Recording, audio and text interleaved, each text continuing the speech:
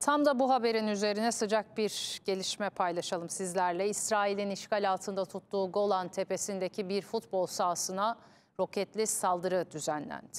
Futbol sahasına hedef alan saldırıda 9 kişinin hayatını kaybettiğini, 30'dan fazla kişinin yaralandığı açıklandı. Tabii hayatını kaybedenlerin sayısı zaman ilerledikçe artması da bekleniyor. İsrail medyası saldırı sonrası Savunma Bakanı Gallant ve Genelkurmay Başkanı Halevi ve askeri kurmaylarla durum değerlendirmesi yaptığını da duyurdu.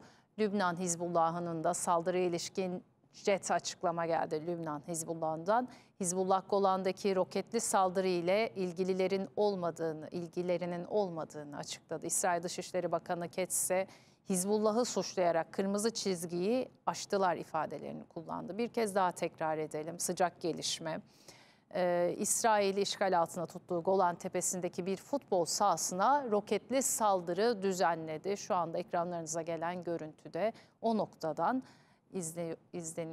izliyorsunuz o görüntüleri. Futbol sahasına hedef alan saldırıda 9 kişinin hayatını kaybetti. 30'dan fazla kişinin yaralandığı açıklandı.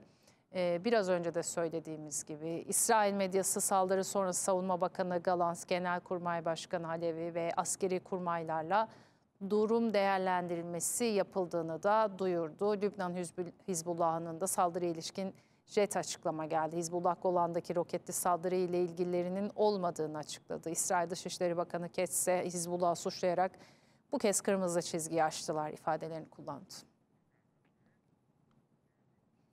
Washington'da ABD Başkanı Joe Biden ve yardımcısı Kamala Harris'le görüşen İsrail Başbakanı Netanyahu'nun son durağı Florida oldu. 2020'den sonra ilk kez ABD eski başkanı Donald Trump'la görüştü. Trump yeniden başkan seçilmesi halinde Orta Doğu'ya barış getireceğini söyledi.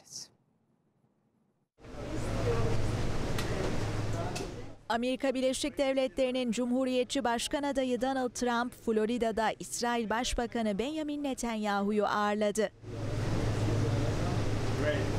Bu ikilinin 4 yıl aradan sonra ilk görüşmesi oldu. Trump ve Netanyahu kameralara samimi pozlar verdi. Görüşmeden hemen önce Netanyahu, ABD eski başkanına üzerinde mutlak zafer yazan bir şapka hediye etti ve Gazze'deki çocuk rehinelerden birinin fotoğrafını verdi. Bu hala Gazze'de rehin tutulan çocuklardan birinin fotoğrafı. Dedesi bunu size vermemi istedi. Bunu halledeceğiz. Netanyahu'yla her daim iyi ilişkilere sahip olduğunu söyleyen Trump, başkan seçilmesi halinde Orta Doğu'ya barışı getirmek için çaba sarf edeceği ve antisemitizme karşı savaşacağı mesajını verdi. Görüşmenin ana gündeminde Gazze vardı. Netanyahu hafta başında İsrailli delegasyonun ateşkes ve rehine takası müzakereleri için Roma'ya gideceğini söyledi. Umarım anlaşmaya varırız dedi. Uyguladığımız askeri baskıdan dolayı bazı ilerlemeler olduğunu düşünüyorum. Umarım bu anlaşmanın tamamlanması için yeterli olur.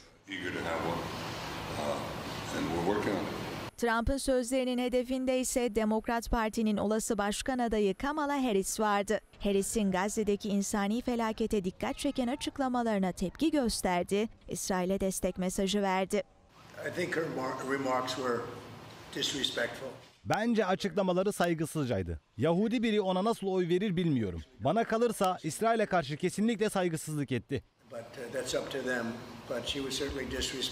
ABD Başkan Yardımcısı Kamala Harris, Netanyahu'nun ABD Kongresi'nde yaptığı konuşmaya katılmamış, daha sonra İsrail Başbakanı'yla baş başa görüşmüştü.